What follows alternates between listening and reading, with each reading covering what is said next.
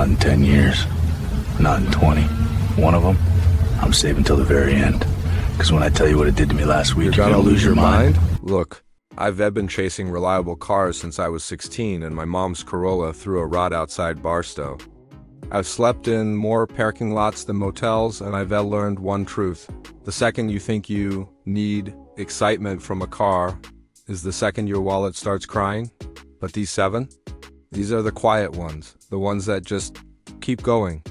Like that ex who still answers at 2 a.m. when you're broken down in the rain, no questions asked. First one hits different. 2026 Toyota Prius Prime. Yeah, laugh, I did too. Until I put 312,000 miles on one doing rideshare in LA traffic that smells like broken dreams and taco trucks. Battery still pulls 48 miles electric, hybrid system still sips like a monk, and the only thing I ever replaced was wiper blades and one stupid oxygen sensor. $31,000 out the door next spring. Buy it, forget it, hand it to your kid when they turn 16, done. Then there's the Honda Accord hybrid that looks like it. S wearing a tuxedo to the gas station. 51 mpg combined, but silky like a V6 from the 90s. I blasted one from Denver to Kansas City on one tank and half a charge, windows down, metallic screaming, and pulled in with 112 miles still showing.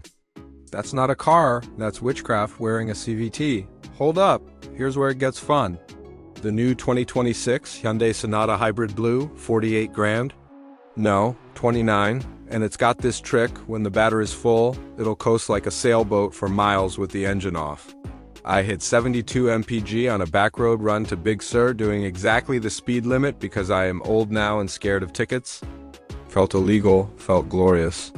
Number 4 is the one that made me tear up a little.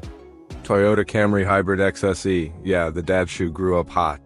51 mpg, 225 horsepower when you mash it, and a suspension that finally remembers corners exist. 5. The Corolla Cross Hybrid.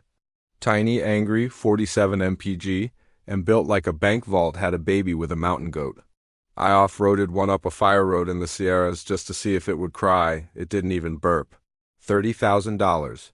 If you've got a dog and a Home Depot addiction, stop watching right now and go order one. I'll wait. 6. The Kia Niro EV. Wait, hear me out.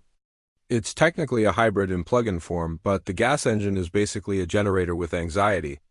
But the 7th one, man, I can't even say its name yet. I'm shaking a little. Last Wednesday I took it 1,400 miles in 4 days. 0 oil burn, 0 drama. Averaged 58.7 mpg while hauling tools, a cooler, and 20 years of bad decisions in the trunk. When I got home, I just sat in the driveway for 10 minutes. Engine idling so quiet I could hear my own heartbeat. I'll tell you what it is in a minute. But first, ask yourself this. When's the last time a car made you feel safe enough to cry in it? It's the 2026 Toyota Crown Signia. The wagon nobody asked for and everybody secretly needed. 41 mpg, a WD, seats that fold so flat I slept better than in my own bed. And a hybrid system so overbuilt I'm convinced Toyota's trolling the Germans at this point. 7 cars, 7 promises kept. No turbo timers, no oil leaks, no check engine lights brighter than a club at 1 a.m. So here's the real question. I want you to carry out of this video and into the comments. If you could buy one car, just one. And never worry about it again for the next 20 years. Which one would save your soul?